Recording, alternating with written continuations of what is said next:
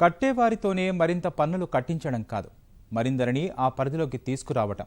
ఆదాయ పన్నుకి సంబంధించి కేంద్ర బడ్జెట్ ప్రవేశపెడుతూ ఆర్థిక మంత్రి అరుణ్ జైట్లీ స్పష్టంగా చెప్పిన మాట ఇది. ఈ దిశగా పెద్ద నోట్ల రద్దు తర్వాత గట్టి కసరత్తే జరిగినట్లు స్పష్టమవుతోంది. లక్షల కోట్లలో జమైన లెక్కలు విశ్లేషిస్తే పన్ను పరిధిలో ఇంకెంతమందిని తీసుకురావచ్చనే నిశ్చిత అభిప్రాయానికి వచ్చింది. కారణం కూడా ఒక్కటే. వాస్తవంగా పన్ను చెల్లించాల్సిన వారి సంఖ్యతో పోలిస్తే కడుతున్న వారి సంఖ్యలో కనిపిస్తున్న వ్యత్యాసం. అతి తెలివికి పోతున్న చాలామంది పన్ను చెల్లించకుండా ఉండటం తమ గొప్పకు నిదర్శనం అనుకుంటున్నారు.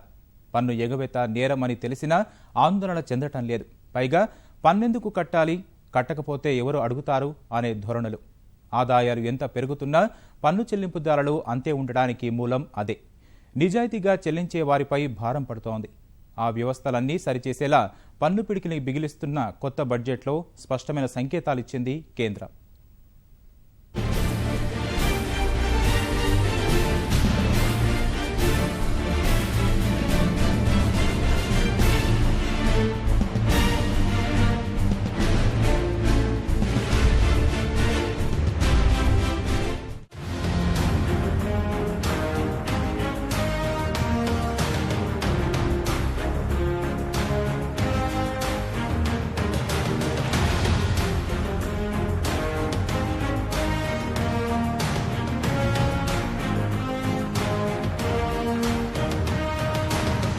బడ్జెట్లో వేతన జీవులు, కార్పొరేట్ రంగం ఎంతో ఆశగా ఎదురు చూసినందుకు పూర్తిగా కాకపోయినా కొంతమేర ఊరట లభించినట్టే అయింది. పన్ను స్లాబులు తగ్గించకపోయినా పన్ను శాతాన్ని తగ్గించి కొంత ఉపశమనం కలిగించారు ఆర్థిక మంత్రి. పెద్ద నోట్ల రద్దు తర్వాత పన్ను భారం తగ్గుతుందన్న వేతన జీవుల ఆశల్ని కొంతమేర నిజం చేశారు. 2.5 లక్షల నుంచి 5 లక్షల వరకు ఆదాయంపై ఇప్పటిదాకా 10% ఉన్న పన్నును 5%కి తగ్గించడం వల్ల నిజాయితీగా పన్ను చెల్లించే వారికి ఉపశమనాన్ని అందించినట్టే. స్లాబులు పెంచడం వల్ల ప్రయోజనం లేదని భావించినందువల్లే పన్ను శాతాన్ని తగ్గించినట్టు చెబుతున్నారు ఆర్థికవేత్తలు. 3% మంది మాత్రమే పన్ను చెల్లిస్తున్నట్టు లెక్కలు చెబుతున్నాయి. ఈ సంఖ్యను 6%కి పెంచడమే ప్రభుత్వ లక్ష్యం. అందుకే పన్ను స్లాబుల్లో మార్పు చేయకుండా ఉంటేనే మంచిదన్న నిర్ణయానికి వచ్చినట్టు తెలుస్తోంది. పన్ను శాతం తగ్గించడంలో ముఖ్య ఉద్దేశం 2.5 లక్షల నుంచి 5 లక్షల వరకు స్లాబులోకొచ్చే ఆదాయం ఉండి ఇప్పటి వరకు పన్ను చెల్లించని వారు కూడా ముందుకొచ్చేలా చేయటమే. I therefore propose to reduce the existing rate of taxation for individual assessees between the income 2.5 lakhs to 5 lakhs to 5% instead of the present rate of 10%.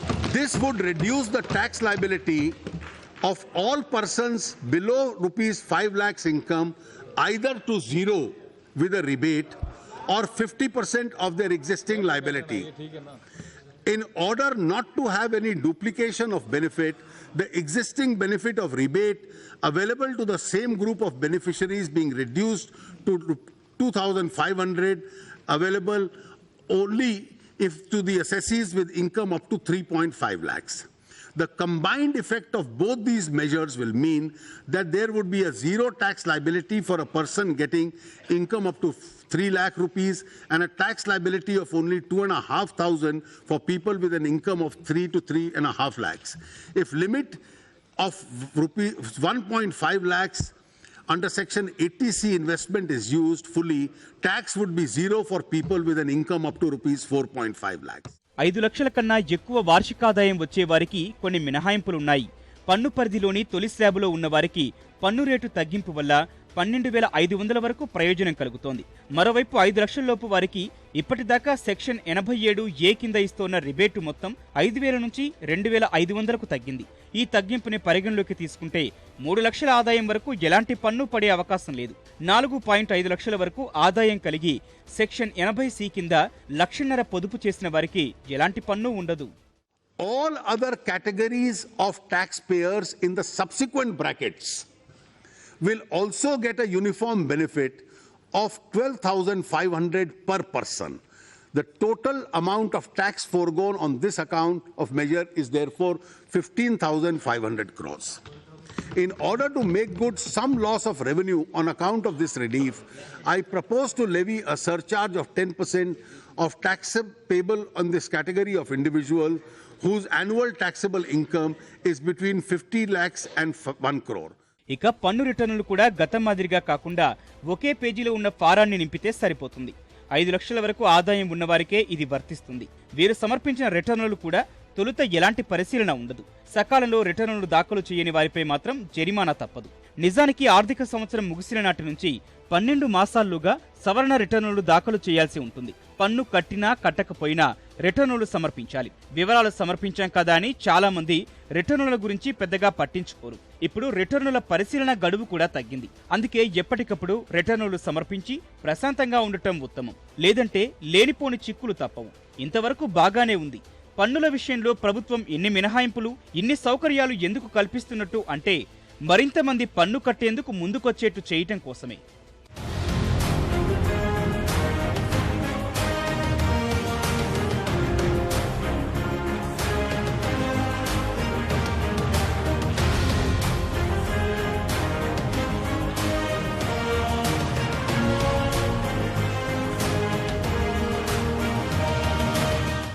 నిజానికి మన దేశంలో పన్ను కట్టేవారి సంఖ్య చాలా తక్కువ.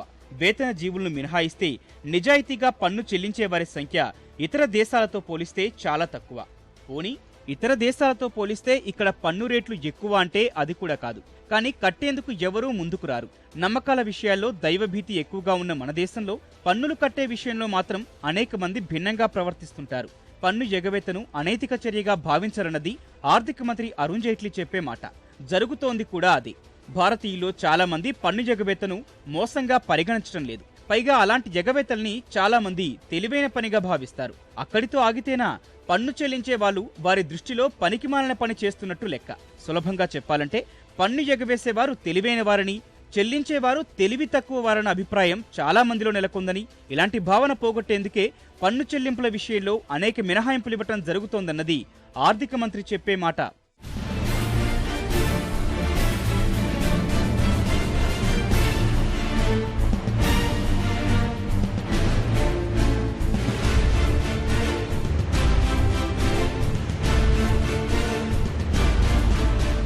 దేశంలో పన్ను చెల్లించే వారి సంఖ్య చూస్తే ఆశ్చర్యం వేయక మానదు.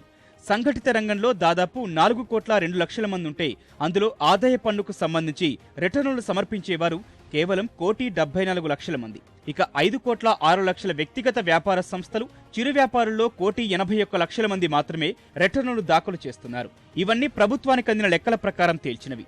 అలాగే 2014 మార్చి 31 నాటికి 13,94,000 సంస్థలు రిజిస్టర్ అయితే అందులో 5,97,000 కంపెనీలు 2016-17 నాటికి ఆదాయ పన్ను లెక్కలు సమర్పించాయి.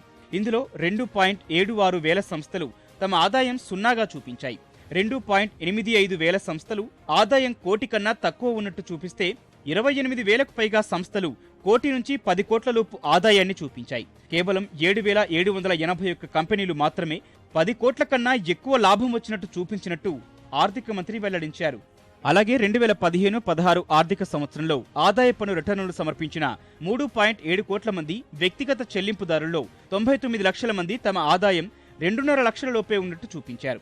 1,95 మంది తమ ఆదాయం 2.5 నుంచి 5 లక్షల లోపు ఉందని తెలిపితే 52 లక్షల మంది 5 నుంచి 10 లక్షల లోపు ఉన్నట్టు వెల్లడించారు. 10 లక్షల కన్నా ఎక్కువ ఆదాయం ఉన్నట్టు పేర్కొన్న వారు 24 లక్షల మంది ఉన్నారు. వ్యక్తిగత పన్ను మదింపుదారుల్లో 5 లక్షల కన్నా ఎక్కువ ఆదాయాన్ని చూపించిన 76 లక్షల మందిలో 56 లక్షల మంది వేతన జీవులే. దేశం మొత్తం మీద 50 లక్షల కన్నా ఎక్కువ ఆదాయం కలిగి ఉన్నట్టు చూపించిన వారు కేవలం 1,72,000 మంది మాత్రమే. ఈ లెక్కలు ప్రజల ఆదాయ వ్యయాల మధ్య ఉన్న తేడాను చూపిస్తున్నట్టు చెబుతున్నారు ఆర్థిక మంత్రి.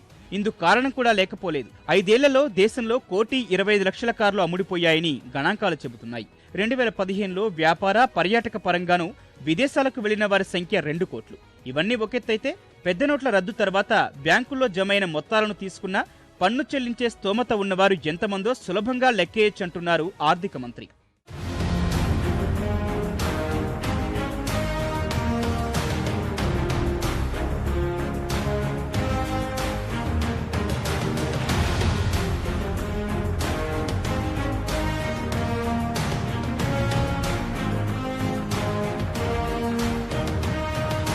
పెద్ద నోట్ల రద్దు నిర్ణయం తీసుకున్న 2016 నవంబర్ 8 నుంచి డిసెంబర్ 30 మధ్యలో 1,09,00,000 ఖాతాల్లో 2 నుంచి 80 లక్షల రూపాయల డిపాజిట్లు వచ్చి చేరాయి. అంటే ప్రతి ఖాతాలో సగటున 5 లక్షలకు పైబడి ఉన్నట్టే. అలాగే 1,48,000 ఖాతాల్లో 80 లక్షల రూపాయలు దాటి జమ అయినట్టు తెలుస్తోంది.